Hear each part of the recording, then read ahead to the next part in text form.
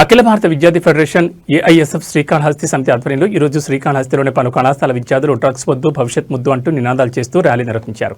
ఈ కార్యక్రమంలో మత్తు పదార్థాల వాడకం వల్ల కలిగే నష్టాలను ఏఐఎస్ఎఫ్ నాయకులు నినాదాల రూపంలో ర్యాలీని కొనసాగించారు.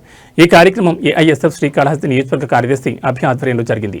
దీనికి ముఖ్య అతిథిగా తిరుపతి జిల్లా సహాయ కార్యదర్శి కోగలి మునిచందు విచ్చేయడం జరిగిందని ఆయన మాట్లాడుతూ సమాజానికి అత్యంత ప్రమాదకరంగా మరియు యువతను మరియు వారి కుటుంబాలను నాశనం చేస్తున్న అంశం మాదక ద్రవ్యాల వాడకం అంటే డ్రగ్స్, కోకైన్ వంటి ప్రమాదకర మత్తు పదార్థాలు. ఇది వ్యక్తిగత సమస్య కాదు, ఇది సామాజిక భద్రత సమస్య.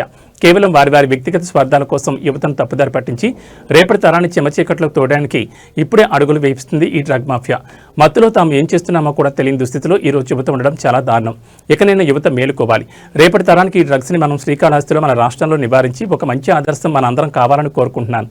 ఈ కార్యక్రమంలో ఏఐఎస్ఎఫ్ శ్రీకాళహస్తి నియోజకవర్గం అధ్యక్ష కార్యదర్శులు శివ, అభి, పట్టణ అధ్యక్ష కార్యదర్శులు చైతు, ముఖేష్ నాయకులు చరణ్, బాబీ, ప్రదీప్, సురేష్, విద్యార్థులు తదితరులు పాల్గొన్నారు.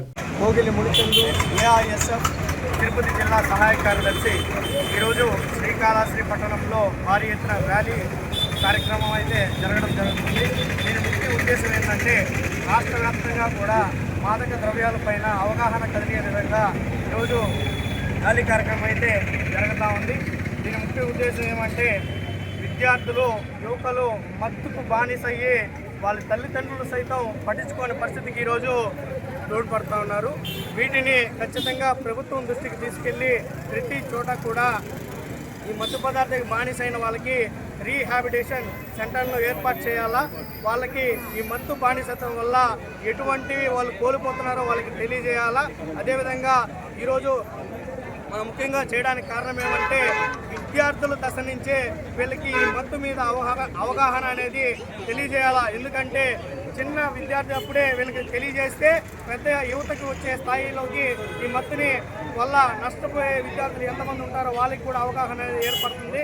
కాబట్టి దీనికి పోలీసు వాళ్ళ సహాయ సహకారాలు కూడా చాలా ముఖ్యము. కాబట్టి ప్రభుత్వం ఏదైతే ఉందో కుటుంబ ప్రభుత్వం దీన్ని ముందుకు తీసుకురావాలా. ఈ రీహాబిటేషన్ సెంటర్లు ఏర్పాటు చేయాలా. దీనికి ఏఐఎస్ఎఫ్గా మేము మద్దతు తెలుపుతూ ఈరోజు ర్యాలీ కార్యక్రమం అయితే నిర్వహిస్తూ ఉన్నాము. కాబట్టి ఈ పోలీసు వారు ఎవరైతే ఉన్నారో ప్రతి కాలేజీకి కూడా, ప్రతి స్కూల్ లెవెల్లో కూడా వెళ్ళి విద్యార్థులకు ఈ మత్తు పదార్థాల వల్ల జరిగేటువంటి నష్టాలు ఏవైతే ఉంటాయో వాటిని తెలియజేస్తేనే విద్యార్థుల్లో అవగాహన కలుగుతుందని చెప్పి మేము అఖిల భారత విద్యార్థి ఫెడరేషన్ ఏఐఎస్ఎఫ్గా తెలియజేస్తా ఉన్నాము.